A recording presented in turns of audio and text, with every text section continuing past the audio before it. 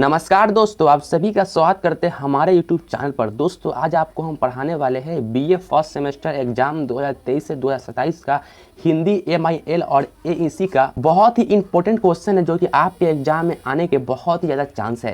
तो दोस्तों आप इस क्वेश्चन को बस पढ़िए और समझने का कोशिश कीजिए। हम आपके लिए बहुत ही शॉर्ट शब्द में यानी कि बहुत ही छोटा आंसर हम आपके लिए बना कर लाए हैं, लेकिन दोस्तों आपको इतना छोटा आंसर आपको बोर्ड में नहीं लिखना है। दोस्तों मैं आपको समझाने के लिए बहुत छोटा आंसर मैं आपको लिए मैं ये क्वेश्चन को लाया हूँ।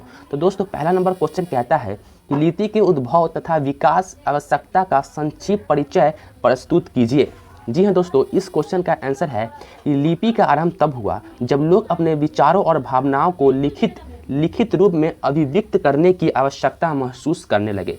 जी दोस्तों, जो लिपि है उसका लिपि का आरंभ तब हुआ जब लोग अपने विचार अपने भावनाओं को लिखने के लिए सोचने लगे कि अपने विचार और भावनाओं को हम क्या चीज़ में लिखें। तब वो लिपि का आरंभ हुआ और लोग अपने भावनाओं और विचार को कागज़ और कॉपी किसी भी चीज़ में वो लिखने लगे।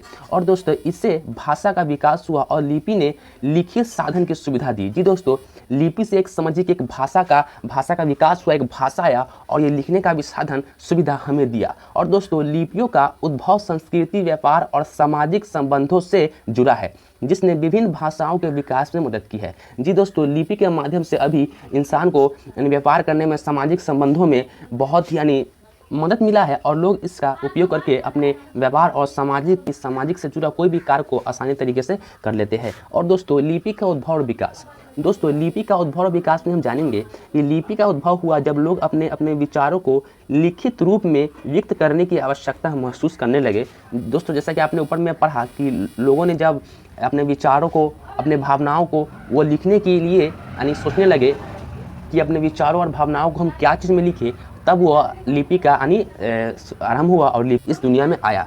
दोस्तों इससे भाषा का विकास हुआ और लिपि ने लिखित साधन की सुविधा दी। धार्मिक और संस्कृति मामलों में भी इसमें योगदान किया, जैसे कि संस्कृति, लैटिन और ग्रीक लिपियाँ लिपि का विकास ज्ञान को साझा करने में मदद करता है और लोगों को एक दूसरे से संवाद करने का अधिकार अवसर प्रदान करता है।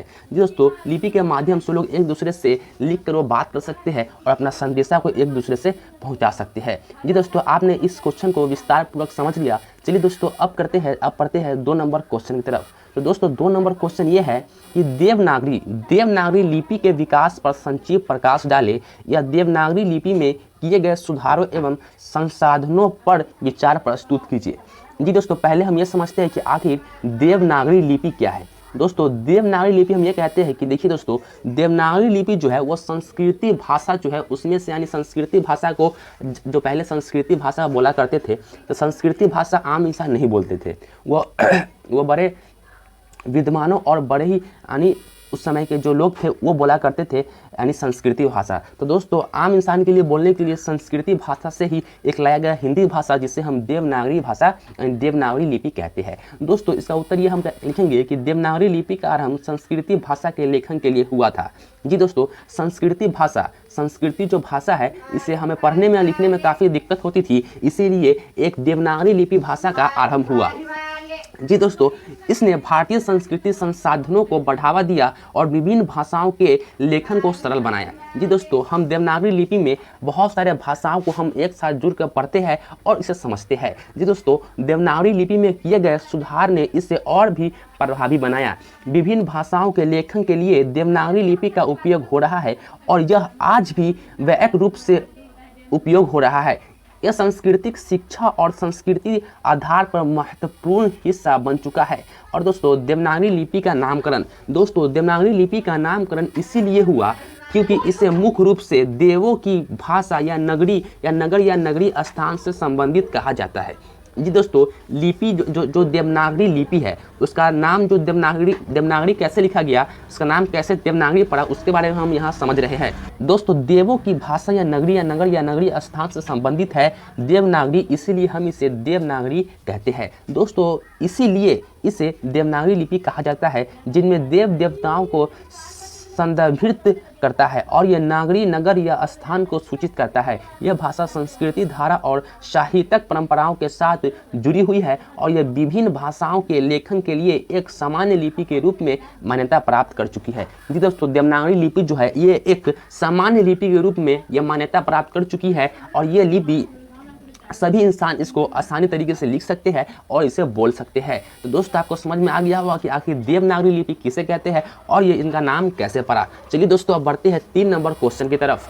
दोस्तों, 3 नंबर क्वेश्चन कहता है कि हिंदी भाषा का वैज्ञानिक अर्थ क्या है। जी दोस्तों, क्वेश्चन भी बहुत छोटा है और इसका आंसर तो ज़्यादा बड़ा नहीं है, लेकिन दोस्तों हम आपके लिए बहुत ही छोटे शब्द में हम आपके लिए आंसर लाए, तो आप बस इसे समझिए और आपके मन में जो आए वो आपको एग्जाम में लिख देना है। तो दोस्तों, क्वेश्चन कहता है कि हिंदी का भाषा वैज्ञानिक अर्थ क्या है।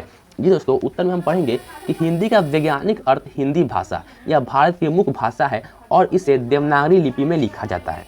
दोस्तों, समझ में आया आपको। दोस्तों, ये कहता है कि हिंदी जो भाषा है वो हिंदी भाषा का वैज्ञानिक अर्थ जो है हम उसे देवनागरी लिपि, जो अभी आप इससे पहले पढ़े थे दोस्तों, देवनागरी लिपि को ही हम हिंदी भाषा कहते हैं, जो कि पहले के संस्कृत से यानी देवनागरी लिपि को लिया गया है, जो कि संस्कृत पढ़ने में और समझने में काफ़ी दिक्कत होती थी, इसीलिए बहुत सारे भाषाओं से लेकर एक देवनागरी लिपि लिया गया है। तो दोस्तों, आज आपके लिए था 3 क्वेश्चन। दोस्तों, आपको अच्छा लगा हो वीडियो तो वीडियो को लाइक कर दीजिए, कमेंट में कहिएगा तो मैं आपके लिए और भी बहुत सारा क्वेश्चन ले आऊँगा। तो दोस्तों, आज के लिए इतना ही, बस चैनल को सब्सक्राइब कर दीजिए, वीडियो को लाइक कर दीजिए। जय हिंद, जय भारत।